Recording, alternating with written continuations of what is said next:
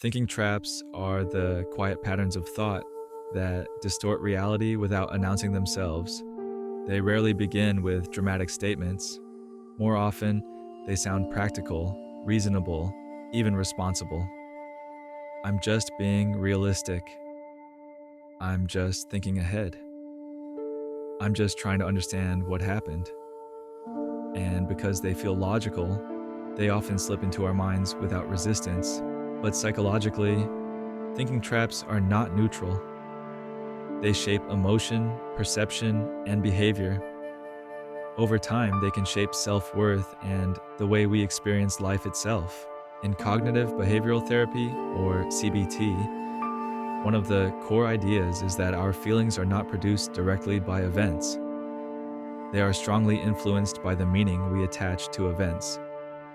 Two people can face the same situation and feel completely different depending on the interpretation their mind creates. This doesn't mean emotions are made up.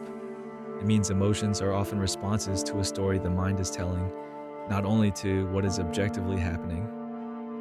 Thinking traps are the moments where that story becomes distorted, extreme, or unnecessarily painful. What makes thinking traps so convincing is that the brain uses them for a reason. The mind is constantly trying to keep you safe.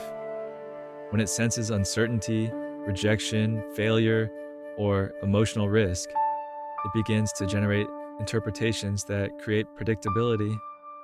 And in a strange way, a painful certainty can feel safer than an unknown outcome. The thinking trap is often an attempt to reduce uncertainty by deciding the worst, assuming the negative, or turning complexity into a simple conclusion. The problem is that this safety comes at a cost. It increases stress, shrinks possibility, and trains the nervous system to live on alert. One of the most common thinking traps is catastrophizing.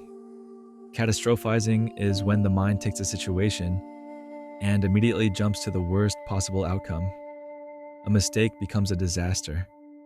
A conflict becomes a permanent rupture. A symptom becomes a serious illness. A delayed message becomes abandonment. Catastrophizing is not the same as planning. Planning is grounded in reality and includes multiple possibilities. Catastrophizing narrows everything into one frightening certainty. It doesn't say, this could go wrong. It says, this will go wrong and it will ruin everything. When this happens, your body responds as if danger is already present. Tension rises, breathing tightens, the mind races, and urgency appears. The trap is not only the fear, it's the way the fear becomes absolute. Another common trap is mind reading. Mind reading is when you assume you know what other people think, feel, or intend without clear evidence. They're annoyed with me. They think I'm incompetent. They don't like me. They're judging me. Often, mind reading happens in small moments.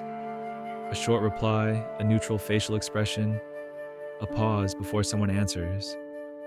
The mind fills the gap with interpretation, and it usually chooses the most threatening explanation.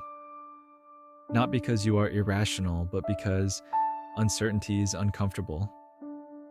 The brain would rather conclude something painful than remain in ambiguity.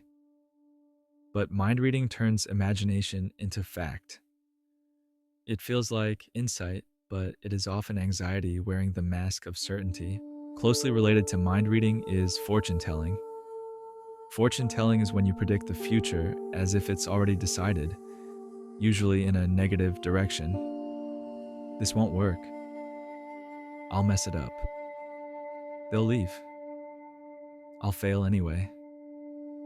Fortune telling often arises as a way to protect you from disappointment. If you expect the worst, you won't be surprised by it. But psychologically, expecting failure doesn't reduce pain. It reduces hope.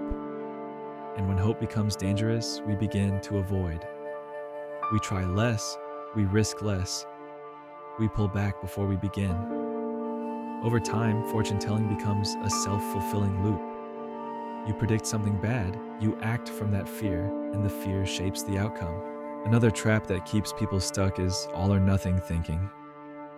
This is when the mind divides life into extremes: success or failure, strong or weak, lovable or rejected, perfect or worthless. All or nothing thinking is appealing because it feels clear. It removes uncertainty. It creates a simple structure. But real life rarely exists at the extremes. People are complex. Progress is gradual. Relationships fluctuate. Confidence comes and goes. When you think in extremes, you lose the ability to tolerate nuance. And when you can't tolerate nuance, you often can't tolerate yourself. A single mistake becomes proof of incompetence. A single awkward moment becomes proof of social failure. A single bad day becomes evidence that you are back at the beginning. Then there is personalization, one of the most exhausting thinking traps. Personalization is when you automatically assume that negative events are your fault or about you, even when they're not. Someone is quiet and you assume you did something wrong. Someone seems distant and you assume you caused it. A plan changes and you assume you are unimportant. Personalization often forms in nervous systems that learned early to stay alert. If you grew up around unpredictable moods, conflict, or emotional volatility, your brain may have learned, if something feels off, I must fix it. This can create a constant sense of responsibility for other people's emotions. But the truth is that people have inner worlds you cannot control. Someone's stress might have nothing to do with you. Someone's sadness might be about their own life. Personalization turns the social world into a constant evaluation of your worth, and it slowly drains your emotional energy. A more subtle trap is emotional reasoning. Emotional reasoning is when you treat emotions as evidence. I feel anxious, so something must be wrong. I feel guilty, so I must have done something bad.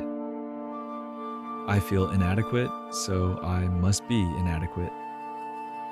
Emotions are real, but they're not always accurate reflections of external reality. They are often reflections of inner history, nervous system patterns, and learned associations. Anxiety can arise from uncertainty, not danger. Guilt can arise from setting boundaries, not wrongdoing. Shame can arise from old conditioning, not truth. Emotional reasoning becomes a trap when feelings become unquestionable proof. When emotions become evidence, the mind loses flexibility. And with less flexibility, life becomes tighter. Another common pattern is filtering, sometimes called the mental filter. This is when you focus on one negative detail and ignore everything else. You receive 10 positive responses and one critical one, and the critical one becomes the entire reality. You make progress, but you obsess over the part that still isn't perfect. You have a good day, but one awkward moment becomes the memory that dominates.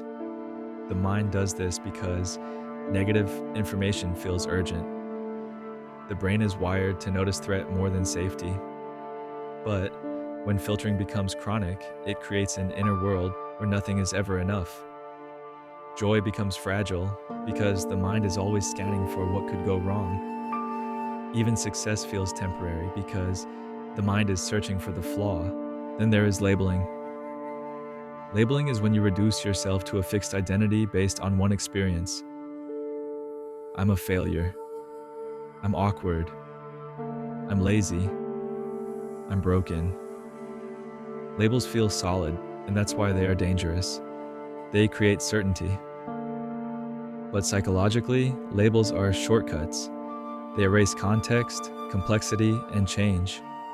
A mistake becomes an identity. A struggle becomes a permanent trait. Once you carry a label, the mind begins collecting evidence to support it. The label becomes a lens through which everything is interpreted. This is how a temporary experience turns into a long-term self-concept.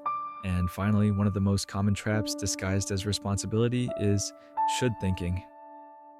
Should thinking is when the mind creates rigid rules about how life must be.